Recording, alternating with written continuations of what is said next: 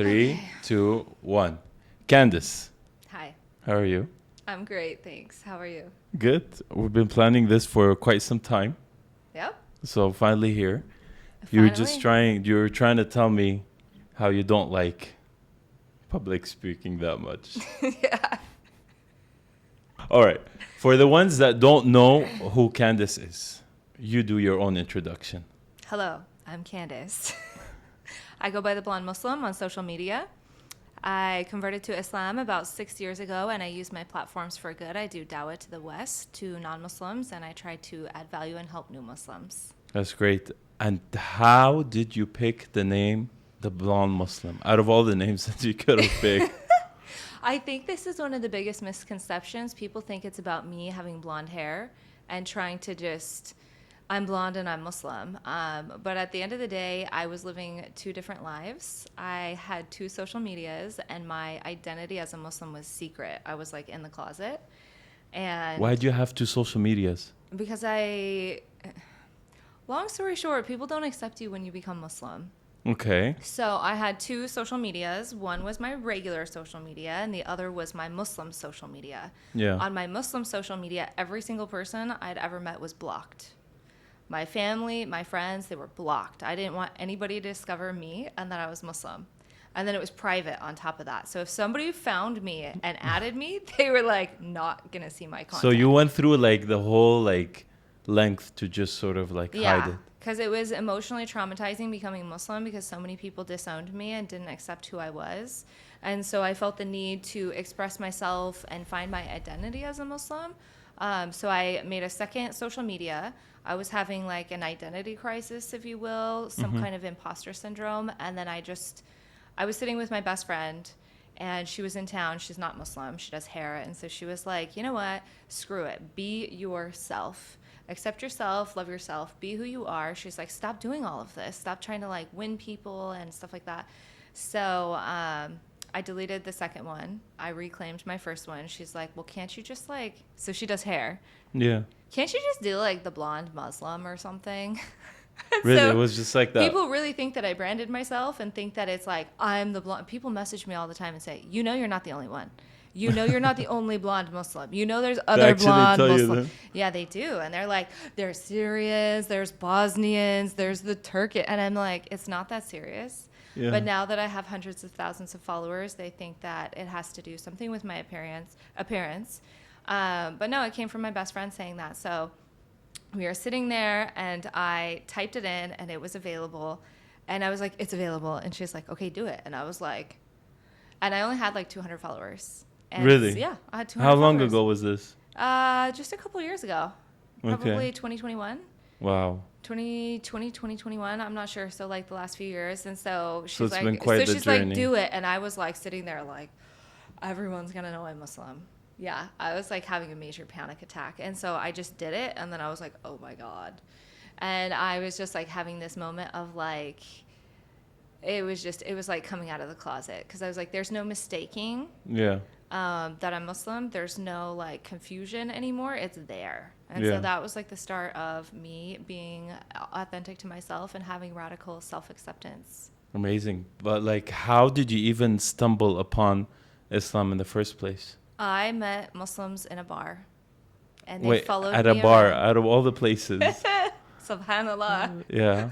But how did that story, like, what happened? Like, So I'm actually very curious. So it was a Friday night. I moved into a new apartment. My friends and I went out to celebrate. I mean, it's just like a social thing in America.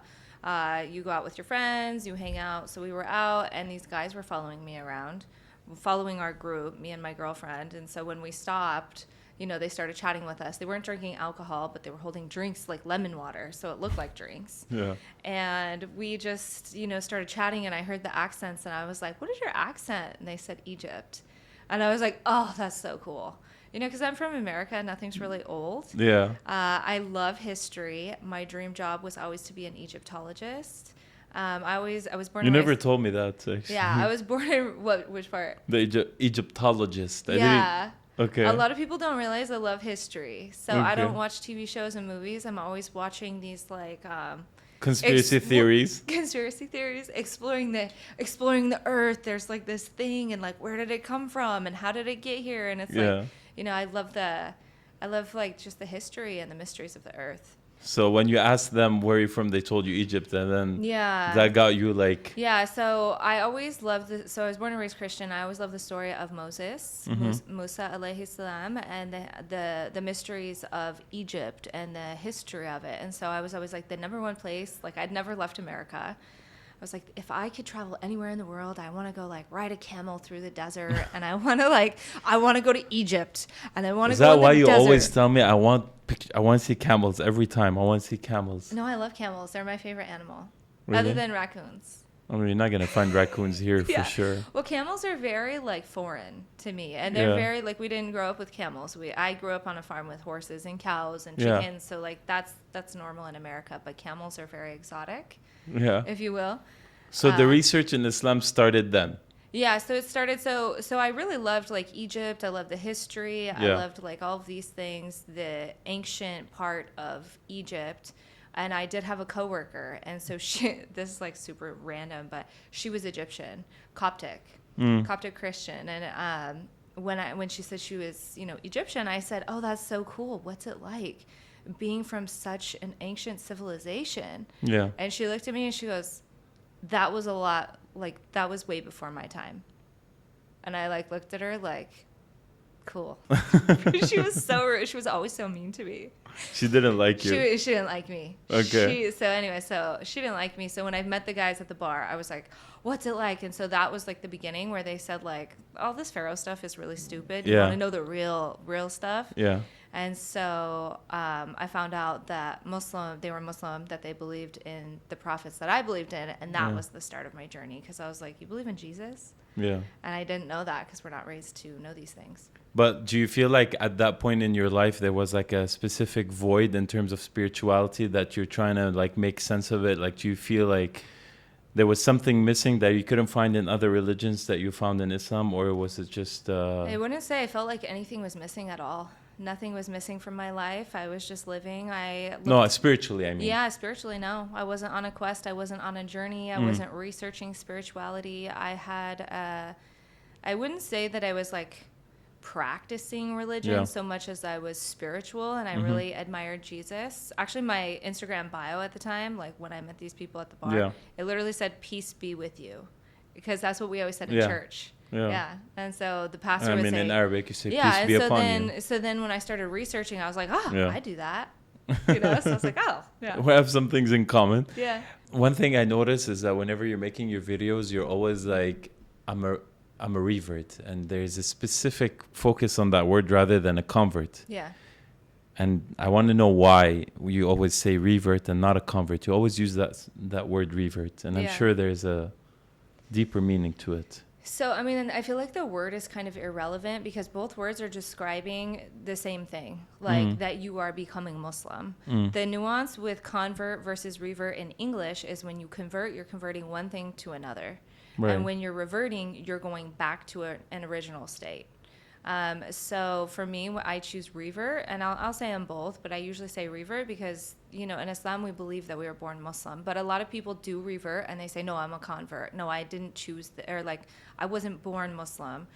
So this is kind of like a topic where people, they have their own opinions. But for me, my position is like, when Allah said grow inside my mom, I grew. I came to term when he said be born, I did, and I submitted. So I think that I was created in the form of being a submitter to the will of Allah. So I always say revert. Nice. Yeah. And do you feel this is just the default state of most humans? Like they just have and share the same values at base as the normal regular Muslim? Is that something that you noticed? That people? Yeah, like just humans in general. Because of like how simple and sort of straightforward Islam can be, do you feel like this is something that should be the natural state of man or woman? I feel like it's the natural state. I mean, because at the end of the day, like we're born and we really are a blank slate.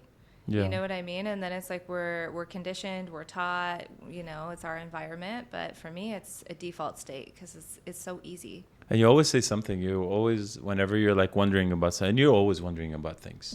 You're always, you're always wondering about things, and you're always like sending me things, and I'm like, this girl just never stops researching literally everything. My aunt said that when she's like, "Do you just sit around Googling all day?" And I'm like, Yeah, I mean, you 'cause might I as kept well saying- work in I kept Discovery saying, Channel. Let me Google it. Let me Google it. And I realized, yeah, I research all day long. I just have questions. And I noticed that people have questions and they come to me.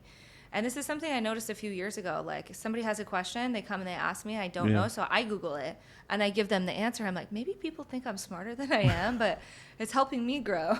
Yeah, but like, do you feel like you find the answers that you want, or do you feel like you usually find the answers in the scriptures and the hadith and the Quran, or is it like a combination of a lot of things? The answers to what? Just in Life or- general, yeah, like especially things that have to do with spirituality. I mean, for me, I feel like the answer to everything is like God. We're his creation. Yeah. And he hasn't given us all of the answers. People are looking for answers, but not everything is divulged to us. And that's his right. You know, he alone has all of the answers to everything.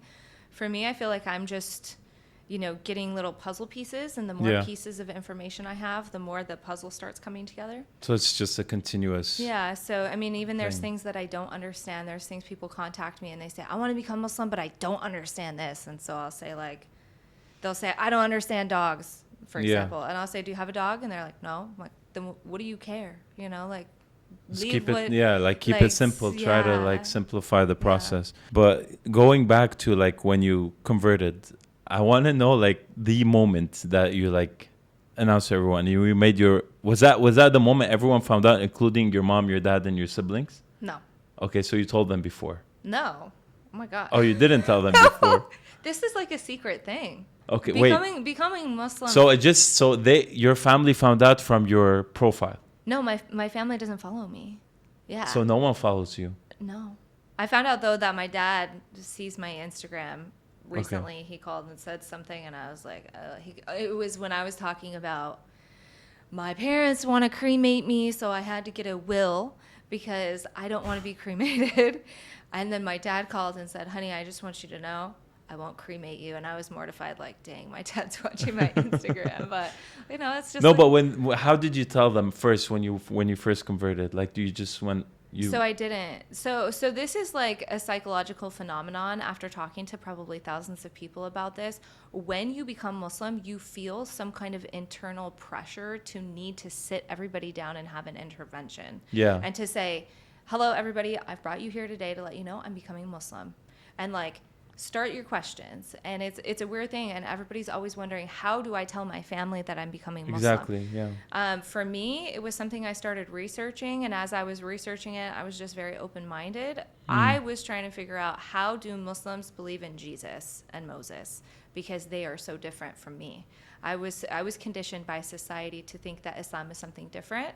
Alhamdulillah, I wasn't closed-minded and I wasn't judgmental. I wasn't like, ugh. I was just like, okay, how can this be? So I started my research to figure out, how is there two religions and they believe what I believe? They believe in these people.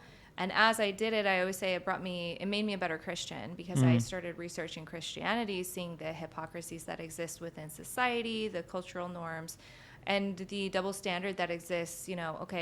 Virgin Mary, for example, is modest. She's always depicted modestly. Or Jesus and his disciples in the manger at Christmas time, they're wearing robes. But why is it like disgusting when a Muslim dresses like this? Right. So as I have a degree in psychology, and as I started seeing these questions and kind of researching it, I was met with like pushback from pretty much everyone. Why are you researching this? Why are you doing this? This isn't for you. Leave those people alone, I was told. And Yeah. so it's like, when people are kind of like, giving you the feeling like we're not satisfied with this and that they don't approve of it, you're going to do it in secret. So myself and a lot of people who are interested in Islam were doing it in secret. So I did my shahada in my bedroom. In your bedroom. Yep, on my lunch break from my corporate job, and I went back to I was work actually going to ask you who was the person you did your shahada with, and it's just with Allah. with Allah. Yeah, you That's don't have it. to have a witness. Yeah, but I just usually there's always like someone that is just. Yeah. So it was a solo journey, Yeah, pretty much. complete solo. Yeah, so, I mean, I did my shahada in my bedroom because it came down to, for me, Do I believe in God? Yes. Do I believe in Jesus and every prophet up until Jesus? Yes. Did I know them? No. Did I meet them? No. I don't think you've ever told me that, by the way, that you did your shahada in the Yeah, bedroom. I did it in my bedroom. And I was like, I don't care if you call me a Jew that believes in Jesus and Muhammad, peace be upon them. I don't care if you call me a Christian that believes in Muhammad, sallallahu alaihi wasallam. I don't care if you call me a turtle that believes in God and his prophets. Like, the terminology for me had no relevance. Yeah. And so for me, after researching Christianity, realizing I wasn't following it the correct way, and realizing Christianity is actually the sister of Islam, they're not in opposition. It made it really easy for me just to do the math and say Jesus and Muhammad, peace be upon them, they would have been homies. They had the same mission, like they were the same. And then, it just brought me into this whole study of like, well, why don't we ever fight over Noah or Lut being right? Yeah. Why is it just on the last 3 prophets? So I was very like liberal with it. I was like, yeah, I believe, and I had to think about my day of judgment. And I'm like, if I die and I have my day with God, and he says, why did you not accept Muhammad, sallallahu alaihi wasallam? I was like, I'm going to be like a Jew that doesn't accept Jesus. And I thought that was wrong. Yeah. Being a Christian. Yeah. So for me, I just did it out of fundamental belief and wanting to err on the side of, I just was traumatized at the thought of being arrogant and having my day with God and being like, I thought I knew. Yeah. I knew he was fake, sallallahu alaihi wasallam. So I did my shahada and I said, but I'm not going to do all of that. I had no intention of being Muslim. It was just, I believed in the shahada. But like you mentioned something very interesting, and then you were like, there's a lot of people that are having a hard time, or not hard, like, how do I tell my family? How do I tell my parents? How do I? What would you tell them right now if anyone's watching this, like if they feel this crazy amount of pressure that they need to have some sort of intervention? How would they just do it like you did and just keep it natural, just do it on your own, and you don't really have to have some sort of like setup or... Well, I did it on my own mostly because people were so judgmental and they were so openly critical of my decision to even explore it. So should others do the same? And so I talked to a lot of people, and my advice is always like, you don't have to sit everybody down and tell them that you're a Muslim. Learn on your own. I did it out of an act of being afraid and not wanting to be open. But I think that, people are like, they don't know a lot about the faith. And I always just say, like, simplify it. Being Muslim is about the belief of the Shahada first and foremost. Do you believe in God? Do you believe in Muhammad, sallallahu alaihi wasallam? If yes and yes, calm down. That's like the first part. Yeah, so I always just say, like, learn on your own, because then people have questions, and then I feel insecure when somebody asks me and I don't have the answer, Yeah. And the pressure is not just from non-Muslims, but even from the Muslims themselves, right? Because you also, sometimes you could, because you're very public and, like your life is pretty much all online, you get a lot of pressure. People are very critical online. I mean, I read some of the comments, and when I talk to you in private, I know how much it gets to you. But like some of these comments can be very, very, very discouraging. Yeah. And I'm just wondering, like, how do you deal with all of this? Because it's just on a constant basis. It's just a lot of hate/pressure to do. Yeah, well, it's not exclusive to me, and it's not exclusive to having followers. This was happening when I had 400 followers, when I had 1,000 followers. You can go message any random revert girl who has a normal profile, and she will say the same thing. There is the huge, overwhelming presence of the haram police, or the halal police, whatever you want to call it. And I must advise. And so it's like, a lot of us find that we want to join the Muslims. We want to be a part of the community. And people say, mashallah. And then the second you become Muslim, it becomes about the rules. It becomes about criticizing how good you're doing it, how quickly you're learning, how fast your journey is moving. And so for me, it's like, I found myself living in fear of pleasing my family and also pleasing the Muslims. And so I just finally, really, I've struggled with this probably the most. Is like hard when you're weak and you're alone to feel really strong. And so it's like, that's why I originally went online. It wasn't to get followers. It wasn't to become a social media influencer. It was to find myself and others and to find that relatability. Do you feel like it, as you grew bigger and more popular, do you feel like it became harder to find that?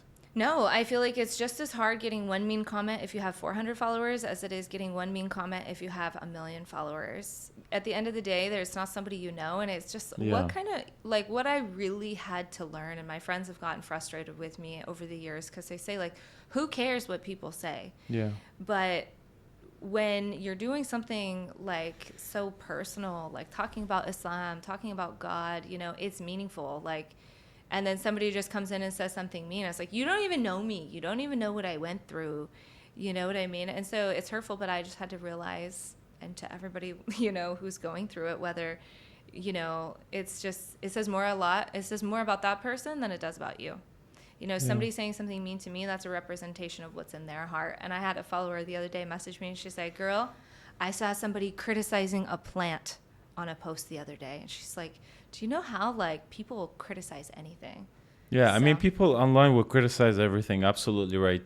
But also there are people that are, some that are trying to advise in a friendly way. Some that can be really mean about it. But I'm sure you probably get a lot of these things like pressure to wear the hijab and to dress in a specific way or to act in a specific way and stuff. And does it ever like get to you and you feel like, okay, you know what, I don't want to do this anymore, like maybe this was the wrong idea to just be so public? Like, do you ever feel like you just want to like stop and not have to go on with this? no, because I feel like it's a mercy and a blessing that Allah has given me a following and given me a platform and given me the honor and duty to help others. Like I said, for me, I wasn't setting out trying to be a social media influencer, and I feel like sometimes that's why I have a hard time connecting with that, Yeah. is because I didn't want that.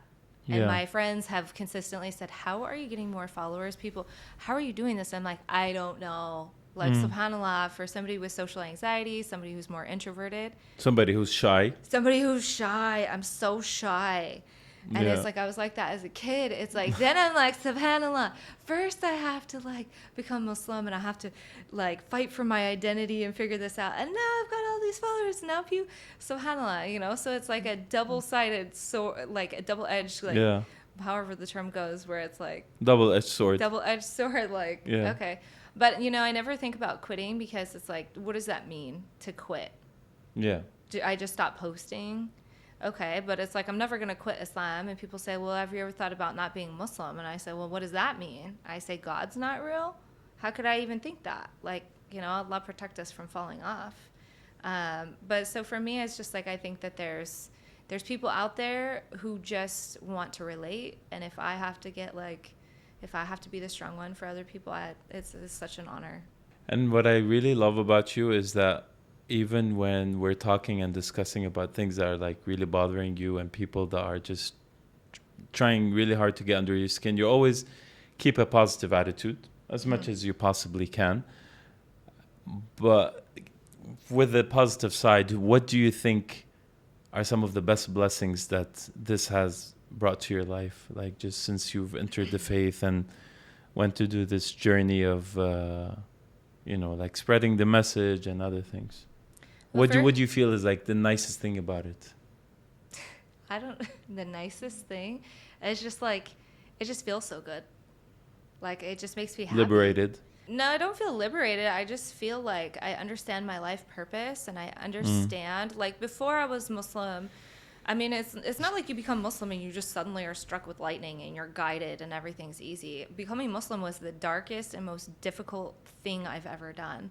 The identity crisis, trying to figure out who I was, rewriting my entire identity in my 30s, having to change my entire way of life, losing siblings, losing friends and family, feeling judged, feeling criticized. I mean, in psychology, there's this concept of herd immunity. And that's where this term black sheep comes from. Nobody wants to be the black sheep. And it's a weird thing when you start not fitting in. But on the other side of it now, I just feel very peaceful, and it's given me a lot of purpose. And it just makes me really excited, you know. And I think that it's helped me to critically evaluate things more, you know, because it's like when you're learning, and, you know, maybe this is where like my scientific like study of all things comes from. You really have to think objectively, even about the online world. Right. For example, like who is this person that's really criticizing me? Is it really some guy named Muhammad, or is it some Zionist, for example, who has a page that looks Islamic? And shaitan's real, shaitan's strong. There's so many people out here who want to like break and divide the Muslims. So it's like it's taught me, like, I feel like the ultimate manners and self-control and response, because it's like when I get a bad comment, I always think about how I can depart good and think about who is this person? Are they having a bad day? And so many times people will come back and say sorry, and I'm like, it's okay. And my friends are like, it's not your job to get shit on all the time and just to be nice. And I'm like, that's what the Prophet did, peace be upon him. He was so nice. And it's just like, I think he's just so amazing. I want to be like him, inshallah. Inshallah. And do you, like, when it comes to all of these things, do you feel it helps to have a good community around you? Like, did you try to consciously maybe create a community of whether it's girls or guys that are in the faith, that have the same mission and trying to also spread the message? Do you ever try to do something like this that could help you, like, sort of lift you up when you're not at your best? I think that's what social media is for me. And Right. so there's a pressure to be strong and only put the good sides on social media. And I feel like for me, because I was never trying to be a social media star, I was always just trying to connect with other people. And it was so important to talk to my girlfriend in Tennessee.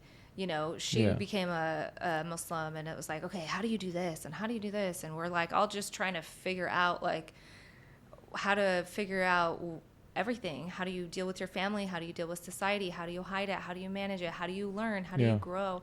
I don't know. Do you feel like it could help being in a different environment? Like maybe if you, as opposed to the US? And what I was going to say on like your last question is like, that's what social media is for me. And that's why I go on, and that's why I will go on social media and cry, because it allows other people to be there for me, because it's like, as much as I want to be strong and be like a role model and show like Islam's beautiful, you can be any walk of life and become a believer. Allowing people to say nice things to me and be there for me is like a really awesome thing. So in terms of like building a community beyond that, I really haven't, but I'd love to get into like community events and have more of a in-person presence, because this is something that a lot of Muslims are craving. Is born Muslims, reverts, all sorts of people say like the mosque is not it anymore. Like they go there, they feel judged. They go there and somebody says something mean about their outfit or about this, and tons of people don't even want to go there anymore. I think it's really sad that we're going online to make friends. I feel like it's important to have belonging and community in person and to make strong groups of friends. And I think also it really helps when you hear other people's experiences. It sort of puts perspective into your own and makes you also understand that maybe what you're going through is not so bad when you hear other people's struggles, or maybe when you hear other people's struggles, it sort of gives you perspective on yours, and you try to maybe become stronger and try to make more sense of it.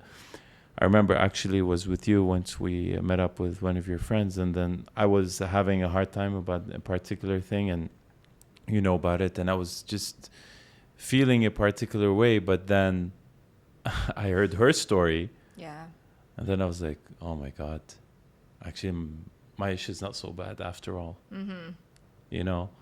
And I think it's just that, like, having a good community around you. That's why I ask, because it just helps to sort of really like have someone to listen to you. And even if it's online, then so be it in your case.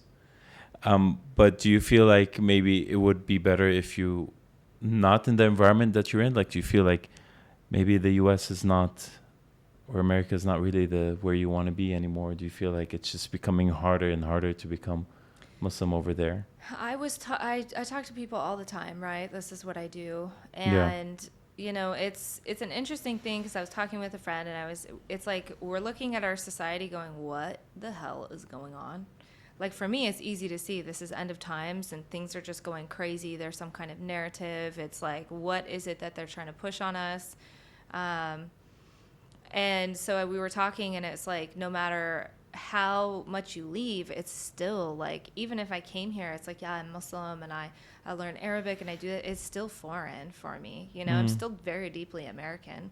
So I met a lady on the airplane the other day, and she's like, she's Guatemalan. She's Palestinian, raised in Guatemala, and she was saying the same thing. Like, I'm Arab, I'm Palestinian, but I feel Guatemalan. So it's like, what she said was like, Stuck. home is like where you are. Yeah, because it's like I could move here or I could move to Medina, for example.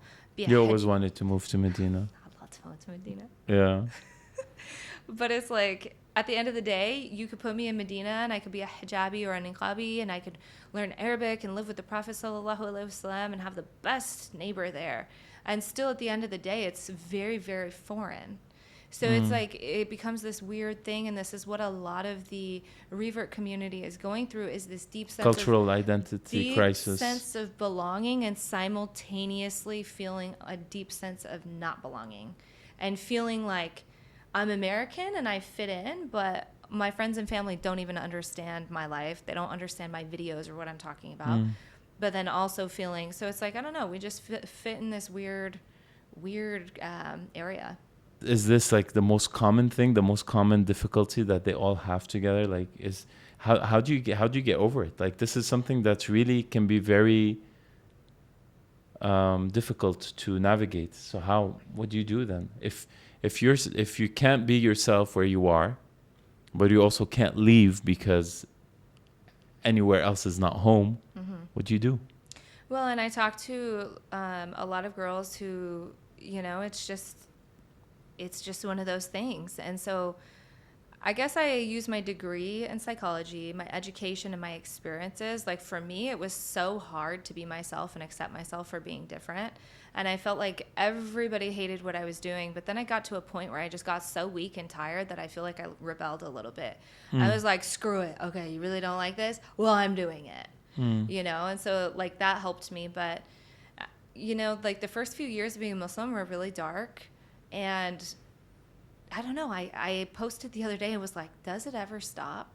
You know, it's like you feel so great, and you feel like like, for me, it's like when you mentioned Medina, I just like want to float to outer space. But isn't that the case with anything? Like, nothing is ever smooth sailing, whether it's business, whether it's personal life, whether it's always up and down. And I think people always like over fantasize this feeling of being happy or being comfortable or being happy. There's never, it's always, I mean, happiness is just a fluid thing, right? It comes and goes. Yeah.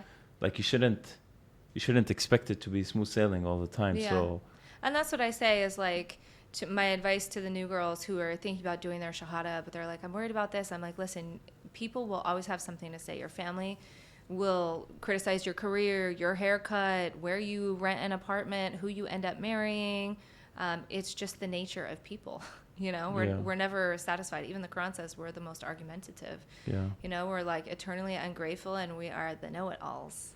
In Arabic, we have a saying goes, "Irda' an-nas ghayatun la tudrak." Basically, it means satisfying people is a purpose that can never be achieved. Yeah, absolutely.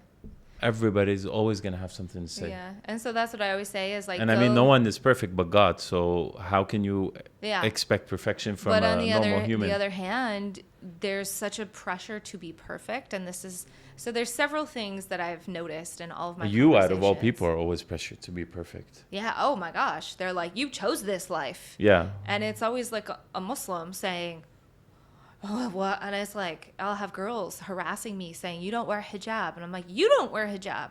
They're like, yeah, well, I'm not putting myself out there. And it's like, you know what I mean?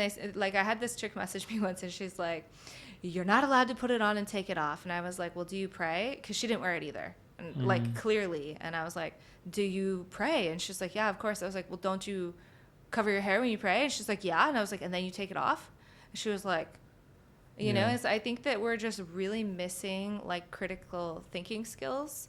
And I think that if because that's what I have to do is like think like, who is perfect? Nobody's perfect. Even Adam was not perfect. He was the first person. He still sinned. You know what I mean? And so it's a phenomenon where everybody feels like they can only do their shahada once they learn Arabic, once they learn how to pray, once they've already successfully fasted Ramadan. And I've met people who have been fasting for 5 years and they pray all 5 and they're like, I haven't done my shahada yet. I'm not there. And I'm like, okay, so like, what are we waiting for? Yeah. You know?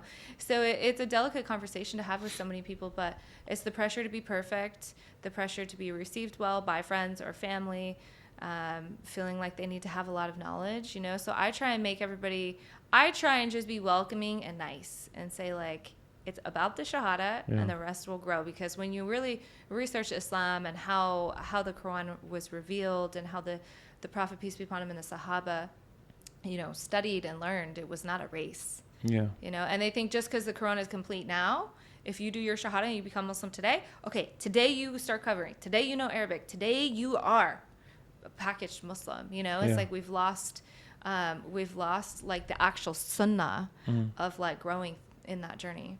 So it's just, at least in what you're trying to say is at least you're just bringing them one step closer at a time. Yeah, and as like I said, I'm not doing anything. I just am trying to be like a welcoming person because I didn't have that. Yeah. And I remember reaching out to people in the community, other influencers, like, hey, I've never been to a mosque. I didn't go to a mosque for like a year and a half after I became Muslim. So it's like, I was scared. I just wanted a buddy. And so that fuels a lot of me trying to like, you know, I'm not trying to pressure anybody or anything like this, but like, if you want a friend, I'm here. Like, I need a friend too. Moving on to the topic that you always wanted, a wish that you always wanted was to visit Medina and Mecca. And I think you did that not too long ago because you always used to tell me how badly you wanted to go to Medina. How was the feeling when you first entered Mecca and saw the Kaaba for the first time ever? Well, I mean, I feel like I'm going to cry right now. It's just like, the feeling I have is just like the Prophet, peace be upon him. Like, I feel so connected to him, like he's my family. Yeah. And like I knew him and like I just lost him. And so to be there and to get to like walk around, it was just like, subhanAllah, like, I wonder if he walked right here. I wonder if he was right here. And for me, like in terms of history, especially in stuff, Medina. Yeah, like he was in Mecca a lot, like going on all the mountains. Oh my gosh, I was walking around in my socks, just like touching everything, like because it feels so blessed, you know. Yeah. Thinking of Ibrahim alayhi salam and all the things that have gone down there, it's really special. So it just felt so like I was a part of history. Yeah, and I mean, it's very humbling to think that. That's one of the things that I noticed when I was there, especially in Medina, because I don't know if you noticed, there's a museum right in front of it, the Prophet, peace be upon him, museum right in front of the masjid. And when you go and you see the things, and they have these really cool like 3D visualizations of how everything progressed from like the very early years. It's amazing to think that such a great comprehensive religion came from such a humble place. Yeah, from like a few tents basically. It like literally there was nothing there but exactly just a few tents and just a small space. And you think about how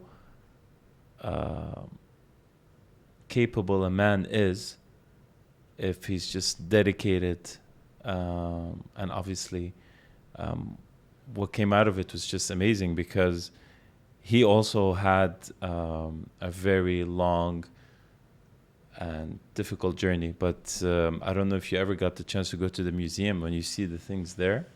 I didn't get to go to the museum, but I mean, this is where history for me, it's like, I think it's such like a tragedy for people who don't study the history of the area and then they go there. And alhamdulillah, I went with like a part of a tour group. We had excellent guides. We had scholars. So it's like we were able to go see all of the mountains and see the locations of things and understand like under Nabawi, like under the masjid is like his actual home, peace be upon him. Where he's buried, he was buried in his home.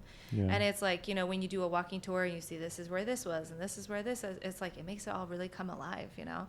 And it's like you said, it's like this was 1400 years ago, and subhanallah, such humble beginnings is still growing. Like there's white people in America like me hearing the message from 1400 years ago and like, let me join in. And when I first read the Quran the first time, there's an ayah that says, and believing Christians, not everybody, but the ones who hear the message of Islam, they'll cry and they'll say, how do I join you? And I was like, this is me. Yeah. Like I did that, but it's like so confusing at the same time to know, like, how come everybody doesn't feel that way? Like, subhanAllah, how come like people are so resistant, So Yeah.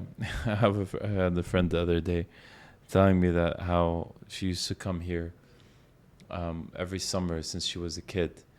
And she's like, I knew the exact time of the Maghrib prayer. And she's like, I would go with my friends and sit in a specific place close to the mosque just so I can hear the adhan because it was so soothing for me. And this was a girl that was just like in her teen years. She was like maybe 12, 13, 14. And now she lives here. And basically she was telling me this. And I mean, us, because we were born into it, we sort of like got so used to it. So it's not the same. We don't really... Yeah. And it's not, maybe I'm speaking for myself. I can't speak on behalf of others, but like I should always, when I hear these things, then I'm like, I feel more appreciative of what I have and what I was born into. Absolutely. And I think when you're like having to teach yourself from scratch, everybody has like a different passion. I love learning and I have the questions, but it's like, it's just the little things, and it's like you learn it and then you see what everybody's doing. You're like, what are they doing? Like you read an ayah and it says like when the Quran's being recited, be quiet and listen, or the adhan, and then you see people talking over it and I'm like distressed, like, shh, like, what are you guys doing? But, back to what you were saying about like moving locations. I've heard a lot of people say that they moved from Western places to like, let's say Saudi. And they say that some things get easier, eating halal, praying, hearing the adhan, but then you get other challenges, So it's always challenging everywhere. Like even going back to the point where you're talking about like all the people that are critical, but I'm pretty sure you can also say that there are a lot of people that are supportive. Oh, absolutely. And like there's a lot of like a big segment that's welcoming, supportive, and wanting to help and wanting to extend their hand as much as possible so that they can make it easier for you. Absolutely. And I have so much support, alhamdulillah. Yeah. I have so many nice messages, and it's like, it's so great. I think it's like the trauma that you experience as a result of the undertaking of this task and the social issues and the emotional issues you go through, unfortunately, it causes that. It really, I think, is a form of trauma. You know what I mean? And that's why I get like so hypersensitive about all the criticism and the fear and the, me doing fundraising, people saying, oh, you're stealing the money and you're this. It's just like, you get to a point where you're just like, but that's why I have to use the Prophet, peace be upon him, as my role model, because I'm like, who am I? I'm no one. Yeah. You had your wish come true visiting Saudi and Medina, as we said. Do you think that your next wish, I don't know, maybe it would be to visit Jerusalem? Yeah. I mean, that would be awesome. I feel like the interesting thing is it's like I always wanted to go to Mecca and Medina, and I never thought I would ever get to go because it feels so distant, especially being from America. These are foreign lands. And then when I did Umrah, I was like, oh, this is like literally easy. And so that's why I like went online and was like, guys, it's way easier than you're thinking it is. You literally show up, you know, do these motions, and that's it. Like, I would love to go to Jerusalem. I don't know if I'll ever make it with what's going on. I feel like it's like end of times. I hope that, and I pray that everything is preserved. These are such special areas. Like Muslims prayed in that direction before, the revelation to turn and face the Kaaba and Mecca. Yeah. And so it's just, I just really hate. I was this close to going, but then problems started happening there, and I couldn't. And when were you gonna go? It was a few years ago, but like I definitely want to go there for sure. It's been on my wish list, so I'm gonna try to make it happen.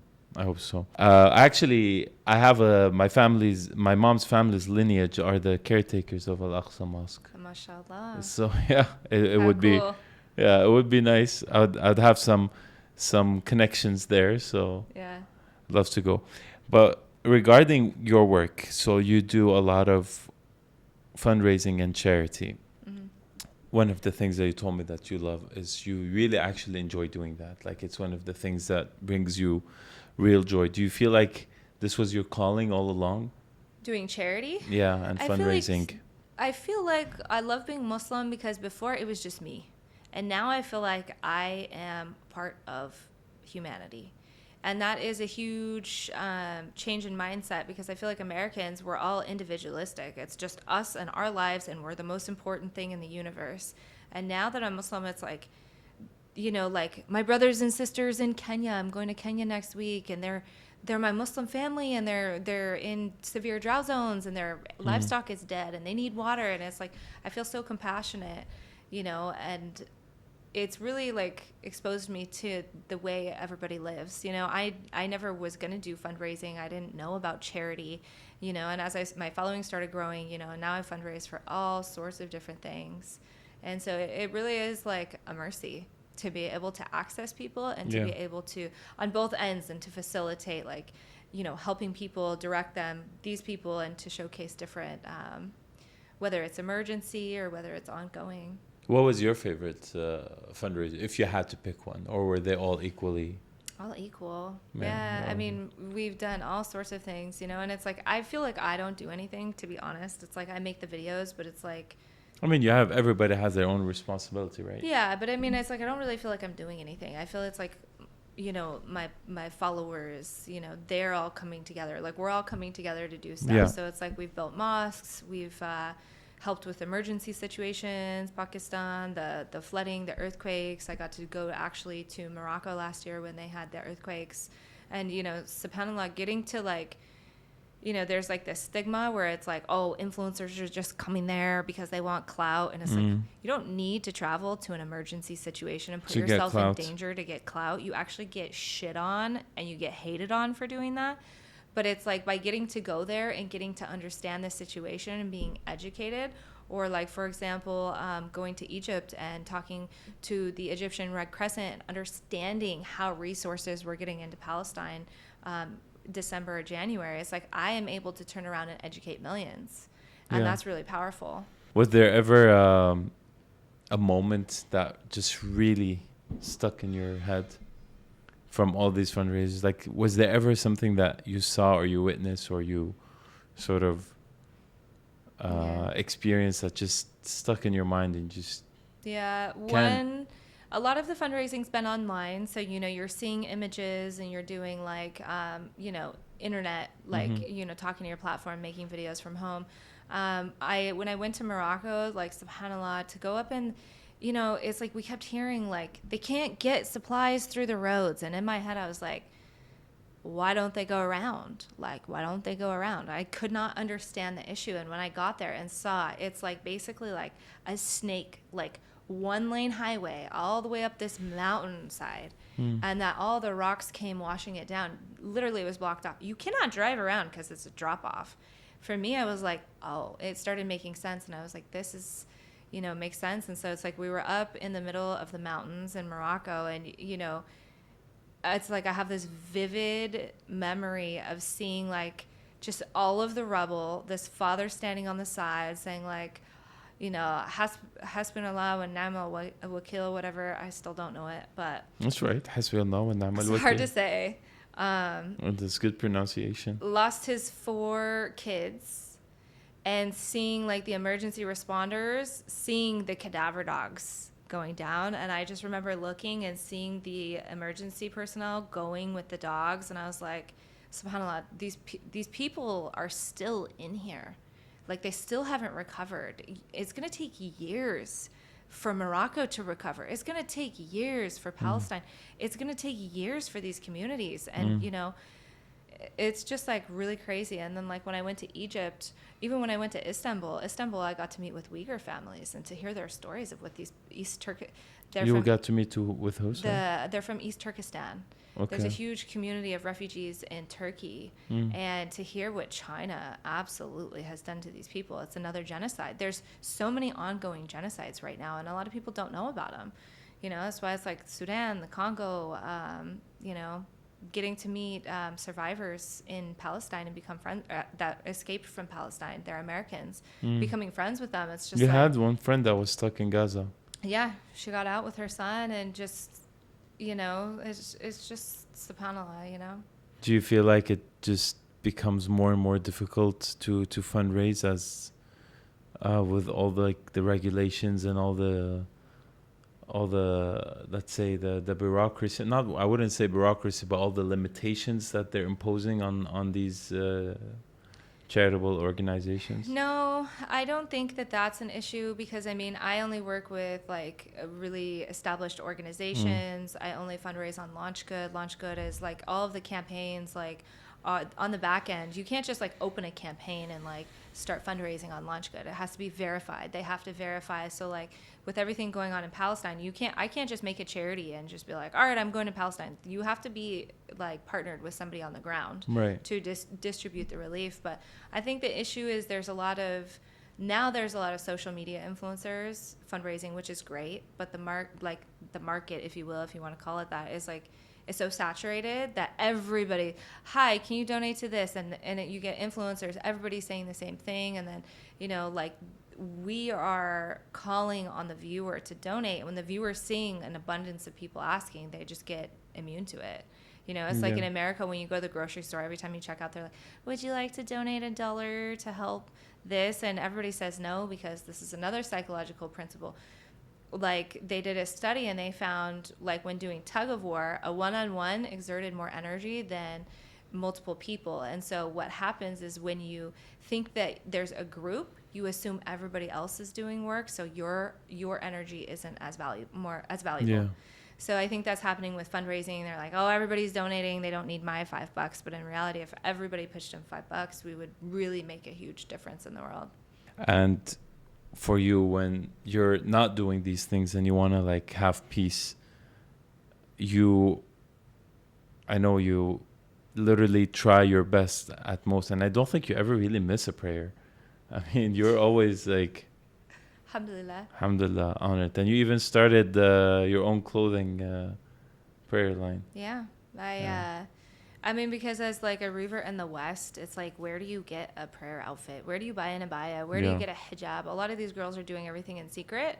And for a long time, I used to pray in sweats. And when I would stay with my family on vacation, it was like trauma trying to figure out how to pray and not get caught. And so I designed my prayer outfits for girls in the West because I didn't know where to get it myself. So, I mean, it's just... And you sold out like almost... Alhamdulillah. I mean, I do different collections, different colors, and, you know, it's like, it's so beautiful to see people wanting to connect with God, people wanting to connect with their higher self, the purpose of being here. And so for me, it's like, people ask, like, how do you get connected to prayer? How do I not miss it?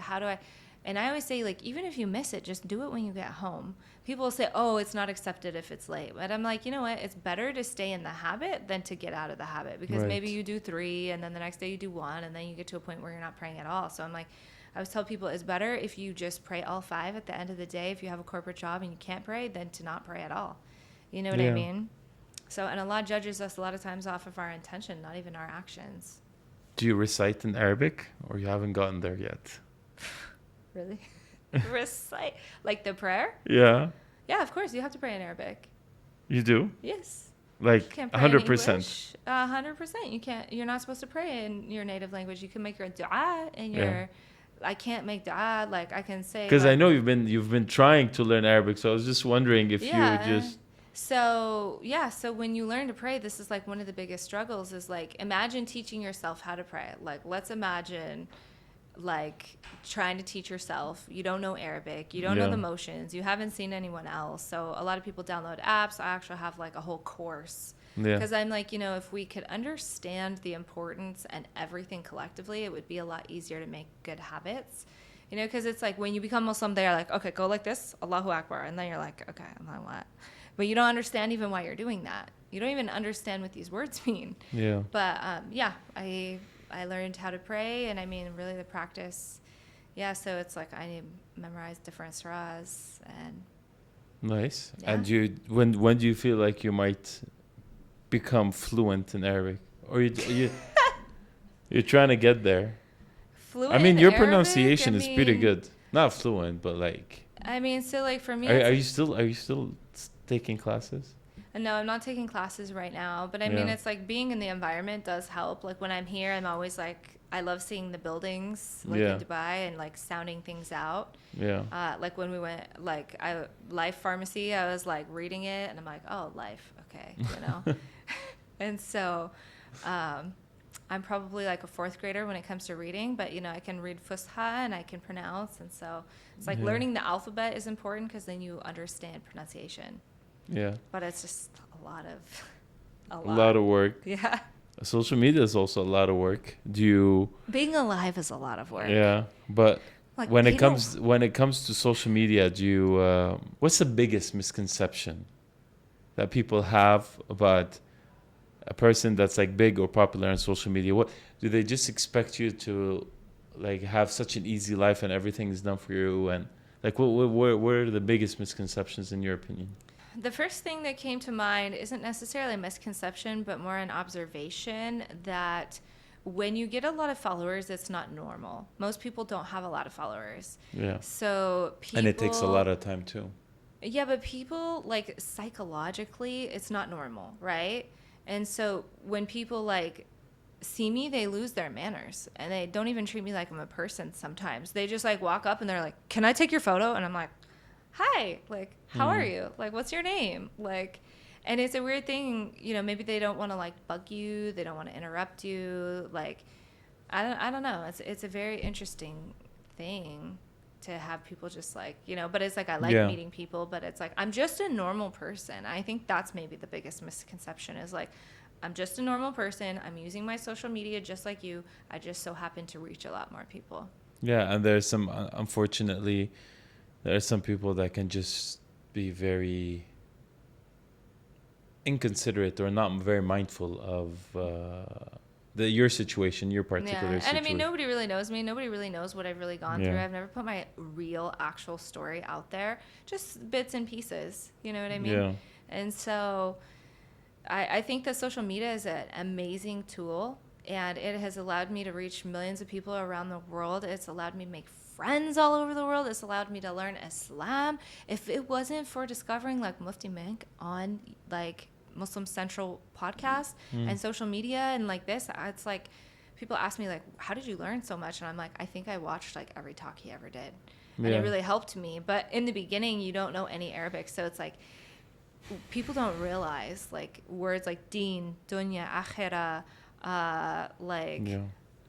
all these words are mixed in. So it's kind of like how we say in English, Spanglish. Yeah. But it's like, I don't know. Yeah, but I think social media is really great, but a lot of people abuse it. But you also sometimes feel very alone too, Mhm. right? Like you posted the video the other day about how lonely it gets because it doesn't matter how many followers you have, but like sometimes it's just you are craving like meaningful, close relationships, but because of your particular situation, you tend to feel isolated a lot. But I think it's just about for me specifically, like alhamdulillah, I have a lot of really unique things going for me.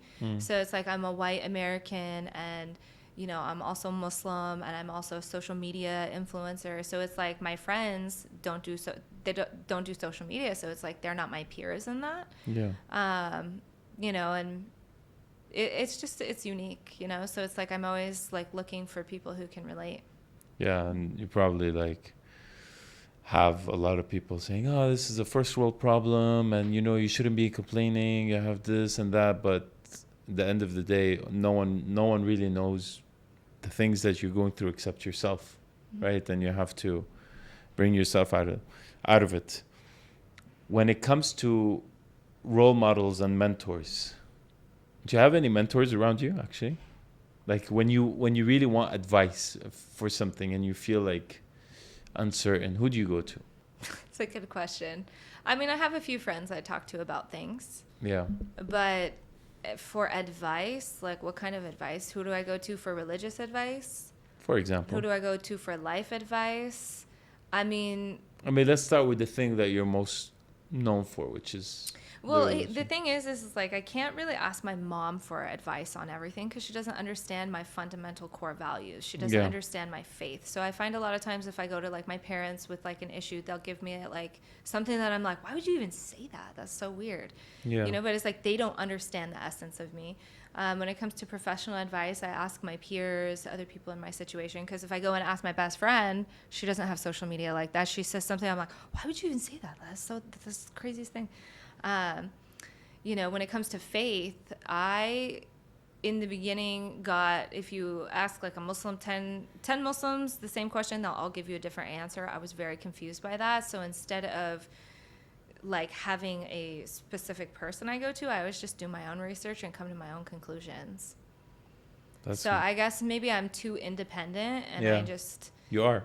You're always doing things and researching things and googling things and just yeah. trying to find Yeah, the so answer. I always try and go to the Quran. I always try and go to the Sunnah hadiths. I always Yeah, my favorite scholar is Mufti Mek. Love him. Omar Suleiman. yeah, I like to get perspective, but that's why I try and tell people at the end of the day, your faith is your faith. I'm not going to be able to go and say, oh, so and so told me this, on my day of judgment. And so I just try and take accountability and responsibility for myself and do the best I can do. yeah.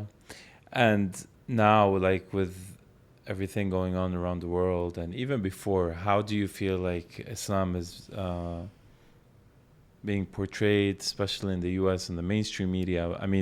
There was also kind of like a counter effect from Mm-hmm. all the things happening in Palestine and Gaza. Like people were like, oh, actually, you know what? Let me explore this faith Mm-hmm. and see what's going on. And a lot of them ended up converting. Yeah, subhanAllah.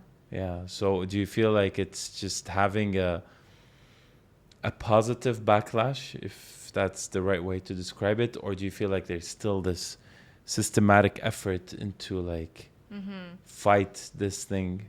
Yeah, I feel like my perspective may be like an outlier and maybe different. I don't really think about things like this.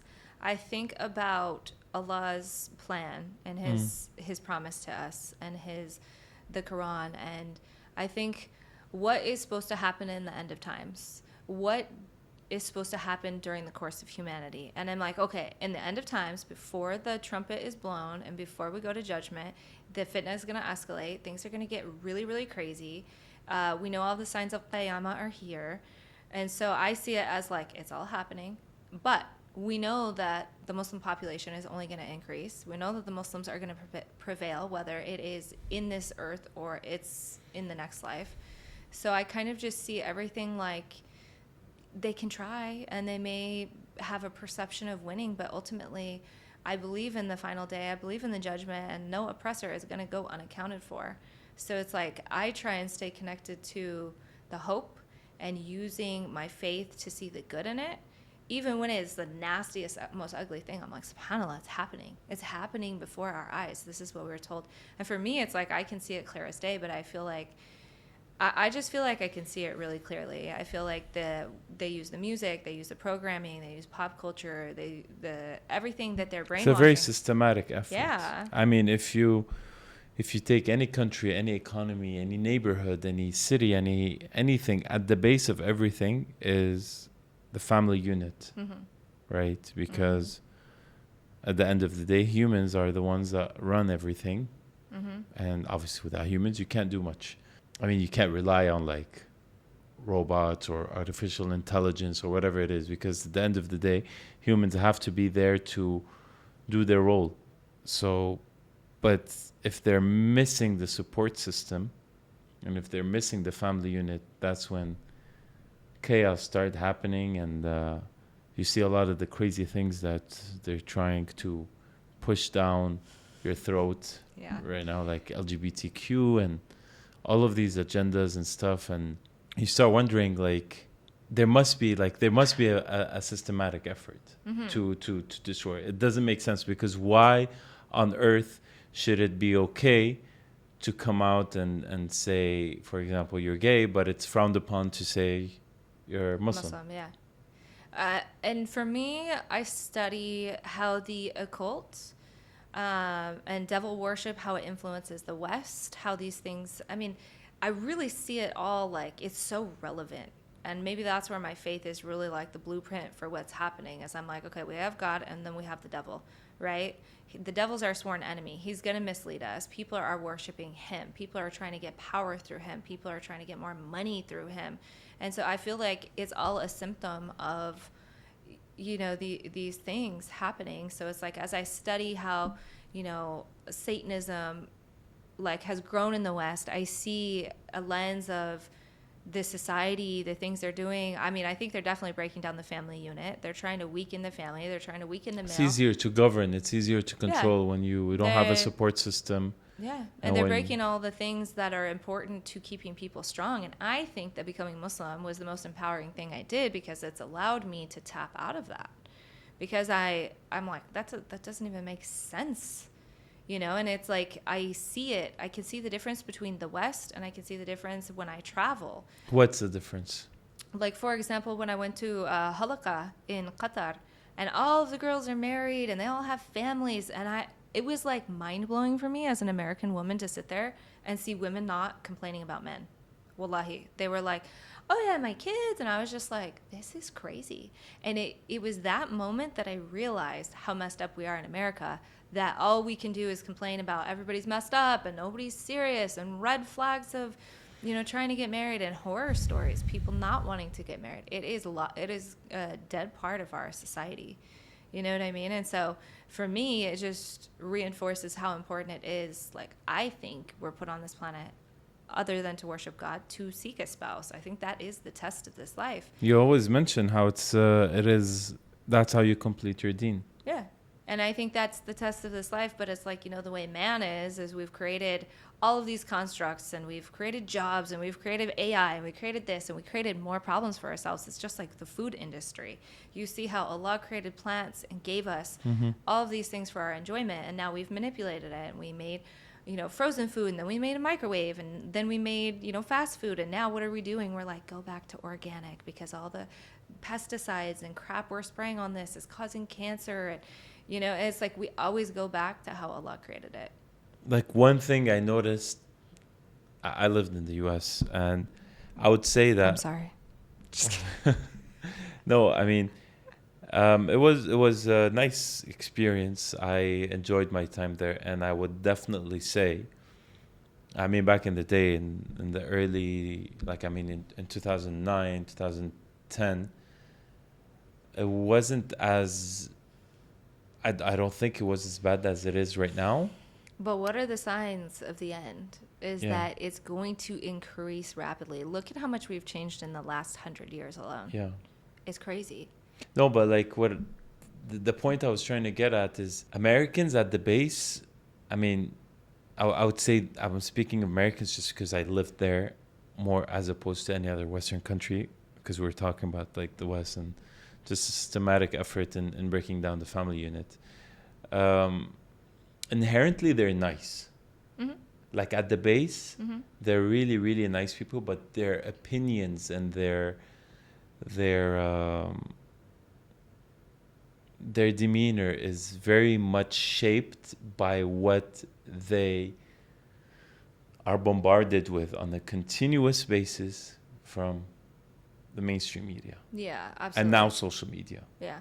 Just like they shadow ban everything that's like related to Palestine, and that's just trying to like promote a specific narrative. Yeah, absolutely. And I mean, if I were to give a diagnosis on what I think is wrong after learning these things, learning Christianity, studying it, I think that they are programming everybody to be a Zionist. I think they've warped Christianity. I feel like everybody is confused. My mom never even heard the word Palestine, literally, until I started talking about it. She's like, why isn't it on the news then? She can't fathom that she's being fed lies. That's why I say becoming a Muslim was so empowering, because it allowed me to unlock my mind and start questioning, who are these people and why are they telling me to do this? You take things like a step further, like the people of Israel. Like, I was reading the Quran recently, and it says, Israel is another name for who? Jacob. People of Jacob. That's what it means. And so it's like I started doing the math, and I'm like, there's this new country, and it's called Israel, and all of the Christians are like it. I thought Israel was there in the Bible forever. I thought that this is an old land. I think that they are brainwashing people. You know what I mean? It's really crazy, and it's really scary for me to like see it happening. Yeah, You I know? just think there's a very specific group of people that are just trying to pretty much run things in a very particular way Mm-hmm. to advance their own interest. Yeah, that's That's exactly what it is. and it's really just that. And you'll find them from all faiths, by the way. Mm-hmm. Unfortunately, you'll find also even people from other faith that are just trying to benefit from this. Mm-hmm. My take on all of this stuff is that a person should be inherently generous and understand that this earth is to be shared by everyone, and that you strive to be successful and you strive to be the best version that you can be, but also accept what God has written for you. Because if you're always unsatisfied, if you're always bitter, you're always going to be greedy, you're always going to want more, and you're always going to want to take more, and maybe it's just not meant for you. I mean, you do what you have to do, and you do your best, and you don't distract yourself and waste your energy on meaningless things, but then you leave it in God's hands. And I think that's just the formula of, I wouldn't say happy life, because I don't believe that I don't like this word happy life. It should just be, that's a formula of a stable, peaceful life. Mm-hmm. I would say it's a formula of a stable life. We're just accepting your fate as it is, but going and doing what you're supposed to do. Mm-hmm.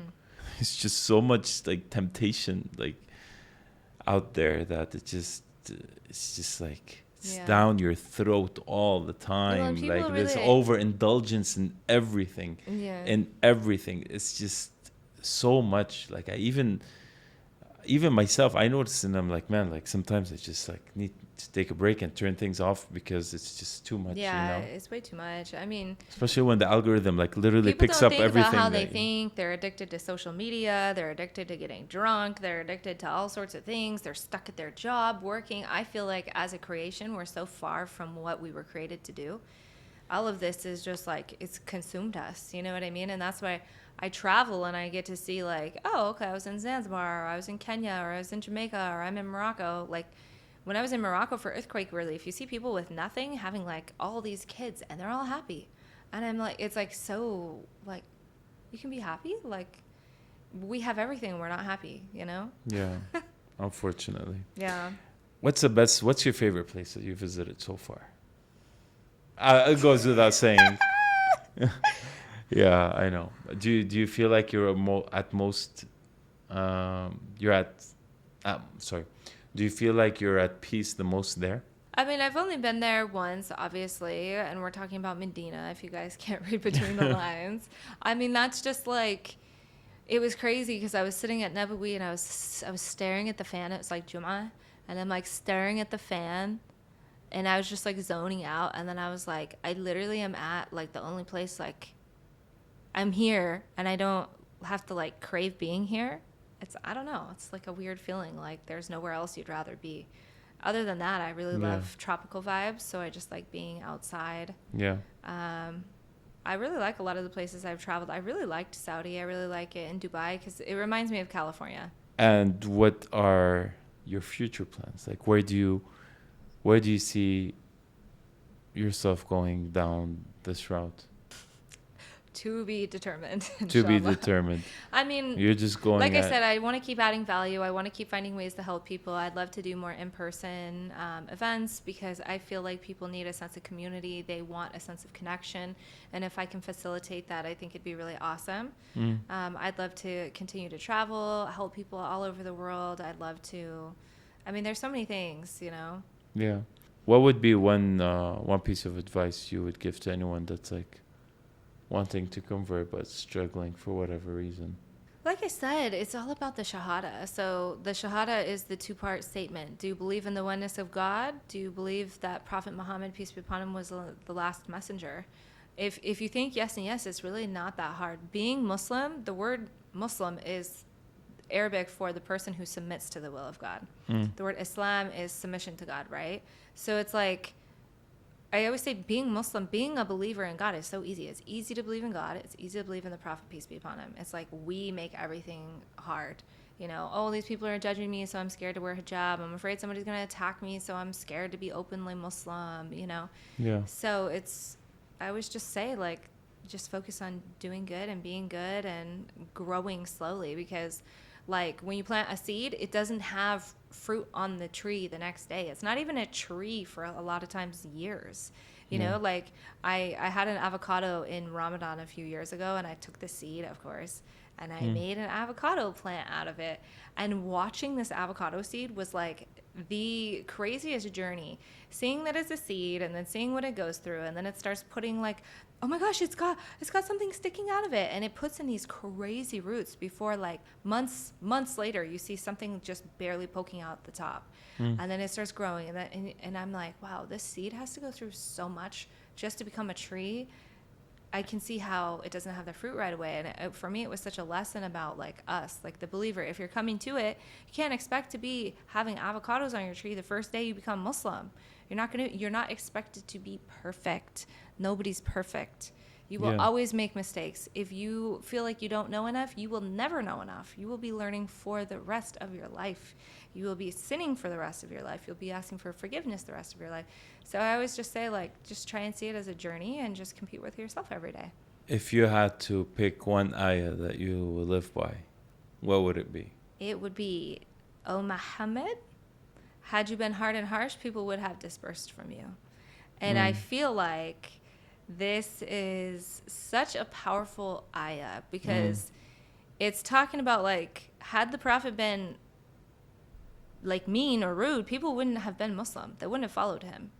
And I feel like it says a lot about his character. It says a lot about how we should be. It says a lot how we should do dawah. We should never be out here using our words like swords. If you had the chance to see him, what would you tell him? I'll cry. It, like, literally made me, like, feel like I was going to cry right now. Okay. I, like, can't imagine saying anything other than just, like, I don't know what I would say. I don't feel like I have questions. I feel like I just want to, like, hug. Do you feel like you have any regrets? Do you feel like there's some things that you could have been done differently, or? No, I mean, I really feel like everything we go through in life is for a reason. I genuinely think sometimes, and I feel like that's one of the biggest mindset hacks that I've gained through becoming Muslim, is, like, the affairs of a believer are always good. Yeah. If you get what you want, alhamdulillah. You get what you don't want, you got what Allah picked for you.